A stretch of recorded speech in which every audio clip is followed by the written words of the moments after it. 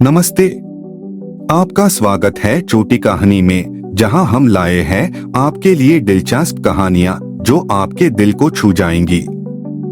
हर कहानी में है एक अनोखा संदेश जो आपको जीवन के नए पहलुओं से रूबरू कराएगा। तो चलिए डूब जाते हैं कहानियों के इस सुहाना सफर में। रात का तीसरा पहर था। गहरी नींद में सो रहे अरुण अचानक जाग उठे। उन्हें ऐसा लगा मानो किसी ने उनके कानों में फुसफुसाकर कुछ कहा हो। कमरे में अंधेरा था, केवल खिड़की से आती हल्की चांदनी कमरे को थोड़ा बहुत उजाला दे रही थी। अरुण ने अपनी घड़ी की ओर देखा। रात के 3:15 बज रहे थे। वह हड़बड़ाकर उठे और पानी पीने के लिए रसोई की तरफ बढ़े। अचानक उन्हें ऐसा लगा मानो किसी की छाया तेजी से उनके पीछे से गुजरी हो। अरुण का दिल जोर जोर से धड़कने लगा, लेकिन उन्होंने खुद को संभाला और सोचा कि यह सिर्फ उनका वहम होगा। पानी पीकर वे वापस बिस्तर पर लौट आए, लेकिन नींद कोसों दूर थी। अगली सुबह अरुण ने इस घटना को भूलने की कोशिश की, लेकिन कुछ तो था जो उन्हें चैन नहीं लेने दे रहा था। दिन भर ऑफिस में भी उनका ध्यान भटका हुआ था। शाम को घर लौटते समय उन्होंने देखा कि उनके दरवाजे के नीचे एक कागज का टुकड़ा पड़ा है। उन्होंने उसे उठाया और पढ़ा। जो तुम देख रहे हो वह केवल शुरुआत है। अरुण के रोंगटे खड़े हो गए।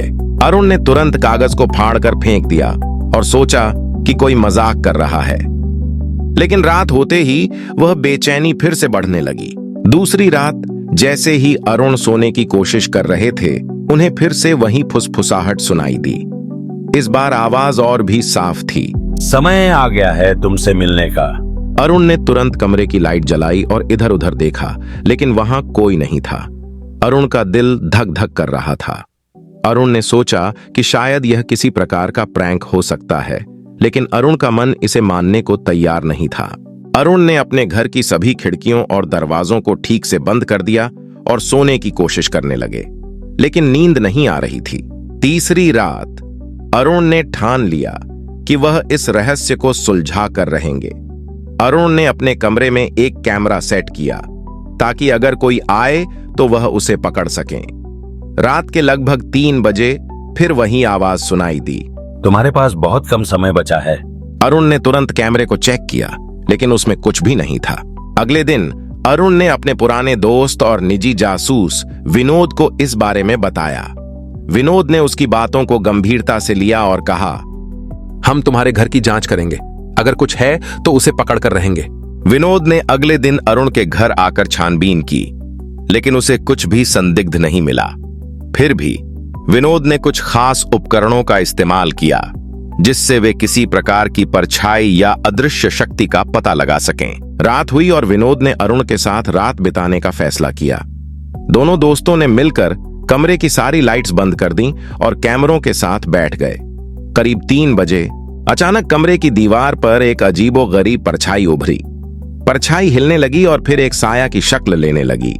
विनोद और अरुण की आंखें फटी की फटी रह गईं। विनोद ने तुरंत अपने उपकरण से उस साये की जांच की, लेकिन वह कुछ भी पकड़ नहीं पाया। साये ने धीरे धीरे कमरे में घूमना शुरू किया और फिर अरुण के पास जाकर रुक गई।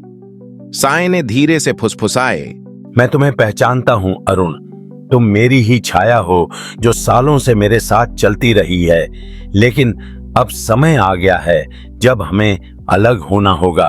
अरुण का चेहरा पीला पड़ गया। अरुण ने कांपते हुए पूछा, तुम कौन हो और तुम्हें क्या चाहिए? साये ने जवाब दिया, तुम्हें मेरा रहस्य जानने की जरूरत नहीं है, लेकिन इतना समझ लो कि मैं तुम्हारे जीवन का एक हिस्सा हूं जिसे अब अलग होना है। तुम्हारे जीवन के हर मोड़ पर मैंने तुम्हारा साथ दिया है, लेकिन अब मेरी यात्रा समाप्त हो रही है। अरुण ने घबराकर विनोद की तरफ देखा। विनोद ने तुरंत कहा, यह कोई जादू टोना हो सकता है, हमें इसे समझने की जरूरत है। लेकिन साये ने उनकी बात काटते हुए कहा, कोई जादू नहीं है, यह केवल समय का खेल है। जब समय बदलता है तो कुछ चीजें भी बदलनी होती हैं। मैं वह हिस्सा हूं जो अब तुम्हारे जीवन में नहीं रहेगा। साये ने धीरे धीरे अरुण की ओर हाथ बढ़ाया और कहा, अब विदा लेने का समय है। तुम्हें हमेशा खुश रहना चाहिए। अरुण के पास कोई शब्द नहीं थे। उसने विनोद की ओर देखा, लेकिन वह भी हक्का बक्का था। धीरे धीरे साया गायब होने लगा और कमरे में फिर से सन्नाटा पसर गया।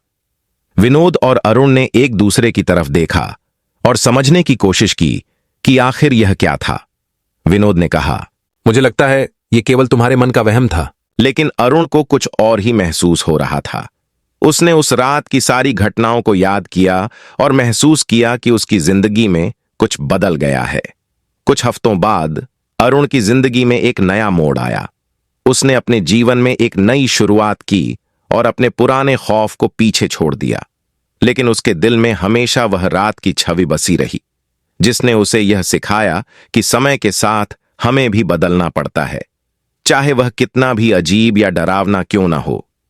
मोरल ऑफ द स्टोरी, जीवन में कई बार ऐसी घटनाएं होती हैं जो हमें डराती हैं या जिनका सामना करना मुश्किल होता है, लेकिन इन घटनाओं के पीछे कोई न कोई कारण होता है जो हमें जीवन में आगे बढ़ने का मौका देता है। समय के साथ हमें भी बदलने और नई राह अपनाने के लिए तैयार रहना चाहिए। अगर आपको ये कहानी पसंद आई तो कृपया लाइक करें, कमेंट करें और अपने दोस्तों के साथ शेयर करें। और हाँ, नए कहानियों के लिए हमारे चैनल छोटी कहानी को सब्सक्राइब करना ना भूलें। आपका समर्थन ही हमें नए और बेहतरीन कहानियां लाने का हौसला देता है। धन्यवाद।